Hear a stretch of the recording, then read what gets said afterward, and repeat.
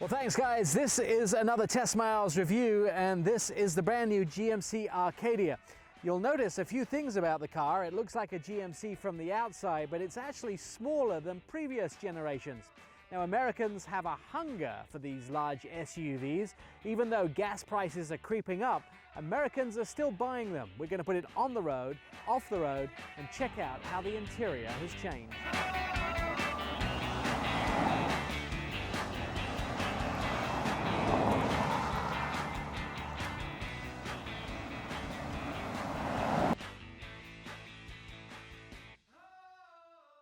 So we're driving the brand new GMC Acadia. This is the 2017 version. Two things I immediately notice about this car. First of all, it is lighter than the previous version by 700 pounds, and that means it's good for fuel economy. Second of all, it's actually got smaller, and that's unusual because cars from generation to generation tend to get bigger.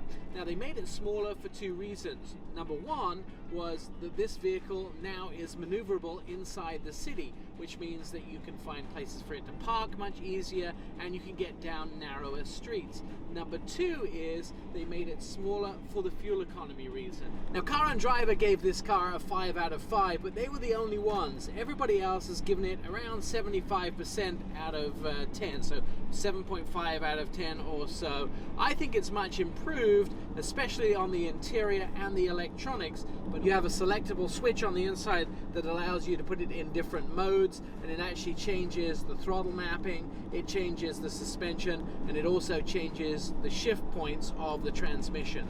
Now let's talk about what's under the hood. This is a V6 engine. It does come in a 4-cylinder as well. It has fuel management system, which means it can go down to just using 4 cylinders. That helps along with the auto stop-start feature that they've now installed in this GMC. This is the Denali version of the vehicle. Has 310 horsepower and 272 pounds-foot of torque, which means that it's pretty good off-road. It also means it has the necessary power. Of course, the 4-cylinder has a lot less. Now, with a 4-cylinder, you can get up to 26 miles a gallon on the freeway, which isn't bad for a vehicle this size.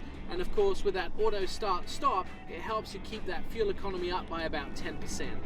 Now, how did they reduce the weight in this vehicle? Well, they transferred to a lot of high-strength steel on the inside. They've actually saved 700 pounds. They looked at every single element on the inside of the vehicle to make it a lot lighter. When we talk about rear legroom, this has 39.7 in the second row, which is absolutely fantastic. It's better than a Toyota Highlander, and that's always been my number one choice for rear legroom in the second row.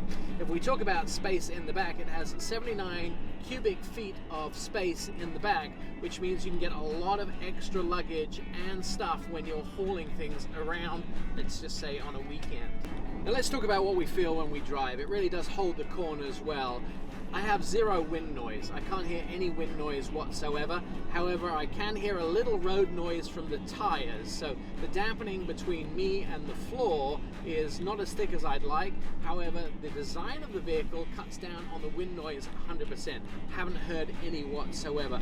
Looks like a GMC on the outside. They've done great styling with it. It still keeps within the brand. If you line up all of the GMC vehicles, you can see this belongs in the GMC brand. Now, it is in dealers as we speak, and it goes up against the Explorer, the Highlander, and the Pilot. That's the direct competition.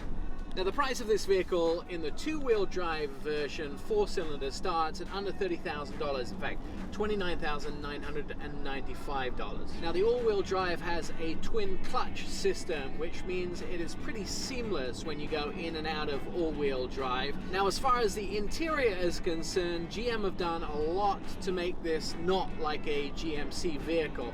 If you look on the inside, they've spent a lot of time in stitching, especially in the Denali version that we're driving. They spend a lot of time in making it look good, fine appointments. You'll also find that the technology on the inside is kind of cool. They've added Shop and Glimpse. We've talked about Glimpse in the past, but Glimpse is a really cool system which you can get out of their Shop icon now, which means that you can actually send your vehicle's location to other people, which means the vehicle will text somebody or will let somebody know where you're at any one time, and you can turn that on and off between particular periods. So you're coming home, you need to let your family know when to put those steaks on the barbecue. Glimpse will actually tell them how far you are from your destination and then give them all the information about where you are at any one time. It also works well with the teen driving package, so you can know where your teen is at any one time. One of the other things that they've done, same as the Buick LaCrosse, is they have a rear seat reminder. And that rear seat reminder means that if you've opened the back door before you got into the car and perhaps put a child or put something in the rear seat like ice cream or shopping, as you get out of the vehicle, it will ding to remind you, by the way, check your rear seat because you may have something in the rear seat. So it's kind of a safety system. It also has the At Your Service app, which means that you can get everything that you possibly need from GM by just the push of a button. And of course, OnStar with 4G LTE Wi-Fi. It comes with Apple CarPlay and Android Auto. So a lot of the modern technology installed in the car right as it comes from the factory. If you want to see our videos, if you want to read more articles, and you want to hear our radio show, go to testmiles.com.